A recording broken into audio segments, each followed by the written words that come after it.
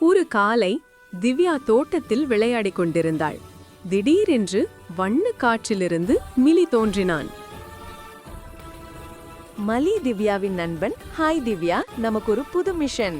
என்ன மிஷன் மிலி? ஒளிக்கல் திருடப்பட்டு விட்டது. அது இல்லாமல் நம்ம உலகம் மங்கிவிடும். அப்படியா? நாம அதை கண்டுபிடிக்கணும். மிலி ஒரு மினுமினுக்கும் வரைபடம் திறந்தான். அதில் மிரர் மலை, கண்ணாடி ஆறு, இருட்டு குகை என்று காணப்பட்டது. திவ்யா, அந்த குகையில்தான் கல் இருக்கும் போல. மிலி, ஆமாம், ஆனால் வழியில் சோதனைகள் இருக்கும். அவர்கள் கண்ணாடி ஆற்றை அடைந்தனர். அது வழி தந்தது.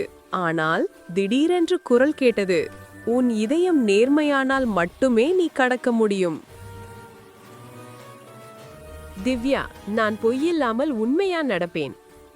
அவள் நேர்மையாக ஒரு அடியாக எடுத்து வைக்க வழி கிடைத்தது. இருவரும் சென்றனர். இருவரும் கண்ணாடி மலையை சென்று அடைந்தனர். மலையில் எல்லாம் கண்ணாடி போல ஒளிர்ந்தது. திவ்யா, அட, என் முகம் 10ஆக இருக்கு. மிலி, எனக்கு 3 வாள்கள் வந்துடுச்சே. கண்ணாடி மலையில் இருவரும் ரிஃப்ளெக்ஷனை கிண்டல் பண்ணி சிரிச்சிட்டே போனாங்க. அவர்கள் சிரித்தபடி மேலே சென்றனர். அங்கே ஒரு சின்ன கல் வடிவில் வண்ண ஒளி மின்னியது. அந்த கல் ஒரு பெரிய குகையில் ஒளிந்திருந்தது. அவளும் மிலியும் உள்ளே நுழைந்தனர். ஒரு நிழல் குரல் கேட்டது.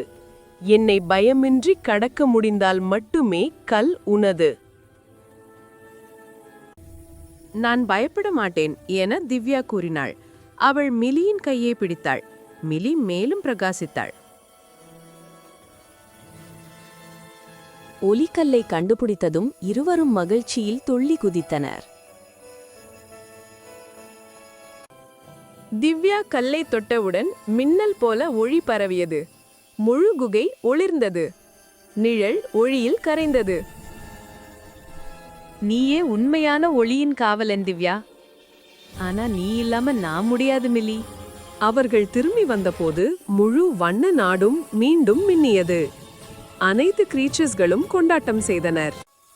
மிலி, அன்பு, தைரியம், உண்மை 3ம் சேர்ந்தால் எந்த இருட்டையும் வெல்லலாம். திவ்யா மற்றும் சின்ன சிரிப்பும் சேர்த்தா இன்னும் சிறப்பு.